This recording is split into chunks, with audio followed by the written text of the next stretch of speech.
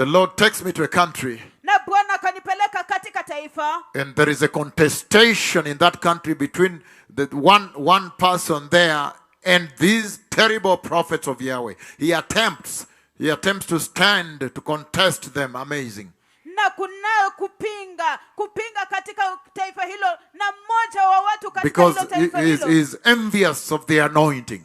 Hivyo basi mtu mmoja katika hilo taifa anajaribu One of the kuwapinga. pastors there. Mmoja wa wachungaji katika hilo taifa anaona wivu wa upako, kwa sababu hana upako. Hivyo basi anaonea wivu hawa nabii wa It is an African country. Ni taifa la Kiafrika. They are black people. Ni watu weusi. And so when he's tempted to stand, and then immediately the wrath of God, the anger of God consumed me Hivyo in basi that dream. wakati mtu huyo alipojaribu kusimama, halafu hasira ya Mungu, ghadhabu ya Mungu ikanila kwa nguvu kabisa katika ndoto hiyo. And then he detected that he has touched the live wire of the Lord. Halafu akagundua ya kwamba ameguza ile mahali hatari kabisa pa Bwana. Because everybody knows, even a child knows, Kwa sababu kila mtu anajua, hata mtoto anajua, that the cloud of God has covered me. ya kwamba wingu wa Mungu amenifunika. And I'm moving with the shadow, the dreadful shadow of Yahweh,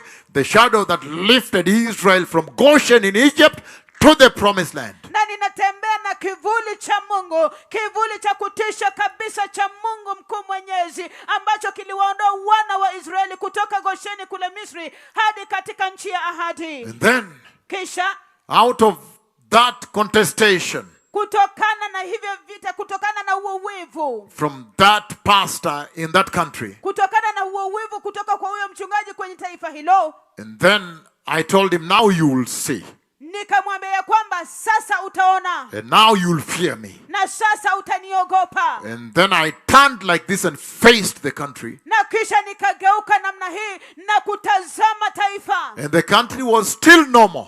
na taifa lilikuwa bado kawaida tu. Then I struck that nation with an earthquake, Kisha nikaligonga taifa hilo na tetemeko la and it ardhi. was unbelievable. Everybody ran for their lives. It was unbelievable as buildings tumbled down. Na ilikuwa ya kutoaminika kabisa kabisa. Kila mtu alitorokea Everybody macho. ran crying for their lives, somewhere buried.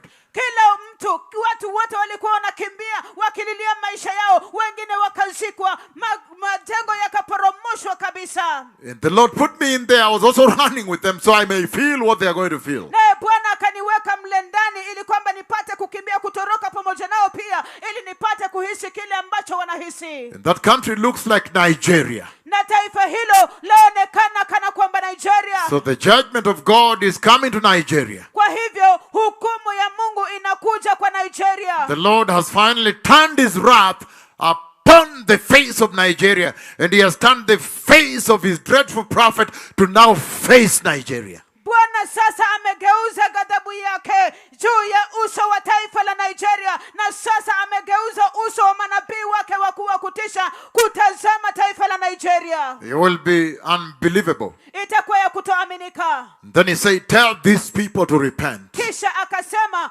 ambia watu hawa watubu and prepare the way for the glorious coming of the Messiah. na kuandaa njia kwa ajili ya kuja kwa utukufu kwa Masia.